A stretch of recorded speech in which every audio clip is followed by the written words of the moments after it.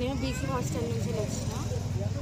అక్కడ మాకు ఏదైనా మిస్బిహేవ్ చేసినప్పుడు కూడా మా ఆంటీ వాళ్ళు అక్కడే ఉంటారు కానీ ఎవ్వరు కూడా మాట్లాడరు, నవ్వుతూ ఉంటారు. కానీ ఆయనకు పెళ్ళి అయిపోయింది కదా, ఒక పాప ఉంది కదా, ఆయన ఏం బ్యాచిలర్ కాదు కదా, వేస్తే ఏమవుతుంది అనేసి అంటారు. మళ్ళీ వాళ్ళు ఇష్టం ఉన్నట్టు మాట్లాడతారు. పేరెంట్స్ గురించి కూడా గాడిదలు కన్నారా మిమ్మల్ని అది ఇది అని చెప్పేసి ఇష్టం ఉన్నట్టు మాట్లాడతారు. బయట రోడ్డు మీదకి వెళ్ళి ఎవరన్నా పోతుంటే కూడా వాడు మీకోసమే వస్తున్నాడు, వానికి మీరు సిగ్నల్స్ ఇస్తున్నారు అని చెప్పేసి మాట్లాడతారు.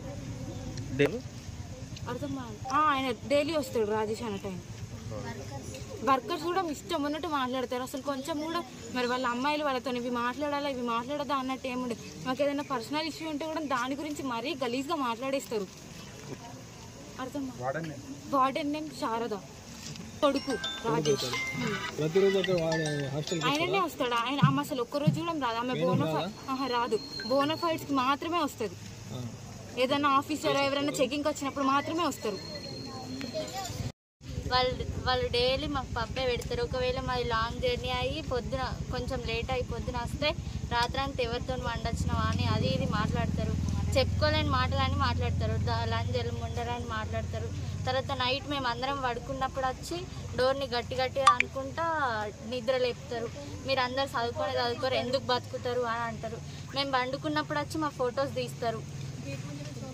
గేట్ ముందు నుంచి ఎవరివైనా మీకోసమే వస్తారు, మీరు అందరు ఎవరి దగ్గర అన్నారు అని అట్లా ఇట్లా గలీజ్గా మాట్లాడతారు. వర్కర్ రేణుక లక్ష్మి, ఇప్పుడు వాళ్ళ కొడుకు వార్డన్ వాళ్ళ కొడుకు రాజేష్. డైలీ వస్తారా? డైలీ వస్తాడు. అందరిపైన చేతులు వేసుకుంటే మాట్లాడతాడు. అక్కడ వచ్చి మందు ఏమైనా తాగడం చేస్తాడా?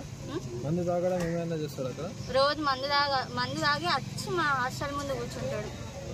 మీ రూమ్లలో దొరుకుతుంది. అక్కడ బయట కూర్చొని అందరిని కిందికి పిలుచుకొని మాట్లాడతాడు. చేతులు వేసుకుంటే మాట్లాడతాడు. ప్రతి ఒక్కరి మీద చేతి వేస్తాడు. అలాగే ప్రతి ఒక్కరి పైన చేతులు వేస్తాడు. చేతులు వేస్తుండ ఆంటీ ఒక్కసారి చెప్పండి కదా అంటే అక్కడ వర్కర్లు అంటారు కదా, ఏం కాదు మీకు అన్నలాంటోడే కదా, వేస్తే పడితే ఏమవుతుంది అని మాట్లాడతారు. మళ్ళా తినడానికి పోయినప్పుడు మంచిగా ఉందా మీకు, గట్లాంటి వాళ్ళు అయితేనే కరెక్ట్ మంచిగా అయింది మీకు అని మాట్లాడతారు.